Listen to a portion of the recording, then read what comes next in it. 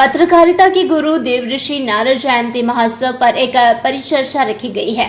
बता दें कि इसका विषय है देवऋषि नारद लोक चिंतन में सूचना संचार के प्रथम प्रणेता।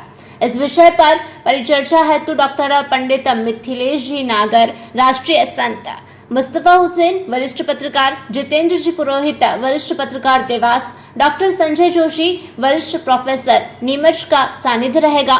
वहीं कार्यक्रम रविवार 18 मई को दोपहर 1 बजे बाद स्वर्णकार समाज भवन में होगा। सभी पत्रकारगण इसमें सादर आमंत्रित है। आपको बता दें कि देवऋषि नारद को सृष्टि का पहला पत्रकार कहा जाता है। इसकी वजह यह है कि नारद तीनों लोकों में विचरण कर सकते थे और एक लोक के संदेश को दूसरे लोक तक पहुंचा सकते थे। देवताओं और असुरों के बीच देवऋषि नारद समाचारों का आदान प्रदान करते थे।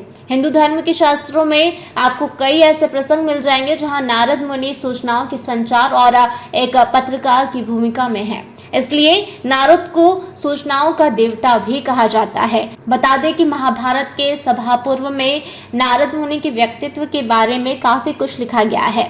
सभा पर्व में वर्णित है कि नारद उपनिषदों के मर्मज्ञ और वेदों के जानकार थे। इतिहास पुराणों के साथ ही पूर्व कल्प भूतकाल की बातों को भी नारद जानते थे। व्याकरण, ज्योतिष और आयुर्वेद के भी वो प्रकांड विद्वान थे। इसके साथ ही योग और संगीत की विद्या को भी नारद भली भांति जानते थे। इसलिए नारद देवताओं से लेकर दानवों तक और मनुष्यों के साथ ही सभी प्राणियों के पूज्य थे। तीनों लोकों में नारद मुनि को सम्मानित किया जाता था। जयराम जी, किशन काका। राम राम भाई, राम राम। क्या दोनों भाई बैठ के क्या हिसाब लगा रहे हो? ऊटी लहसुन के भाव आ गए क्या? अरे नहीं रे दादा, ये अपना रमेश नया मकान बनाने के लिए लोन ले रहा है। हिसाब किया तो पता चला कि लोन का पैसा तो ईंट और रेती में ही पूरा हो जाएगा। और अभी तो सीमेंट लानी है, सलिया लाना है और तो ठेकेदार को भी पैसे देने हैं। मेरे तो कुछ समझ में ही नहीं आ रहा कि कैसे बनेगा मेरा नया मकान। अरे किशन काका, कहाँ इन रेत, सीमेंट और लाल ईंटों के चक्कर में पड़ रहे हो? मेरी बात मानो तो अपने घर को बाबजी एएसी ब्लॉक से बनवाओ।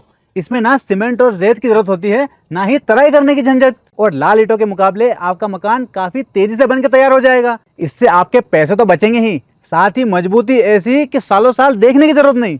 और इससे आप अपना मकान ही नहीं, कुएं और खेत की बाउंड्री वॉल भी बनवा सकते हो, जिससे रोजड़ों की समस्या भी खत्म हो जाएगी। वाह भाई, ये तो कमाल की चीज है। फिर तो मैं अपना घर बाबजी ब्लॉक से ही बनवाऊंगा। और मैं अपने खेत की बाउंड्री वाल।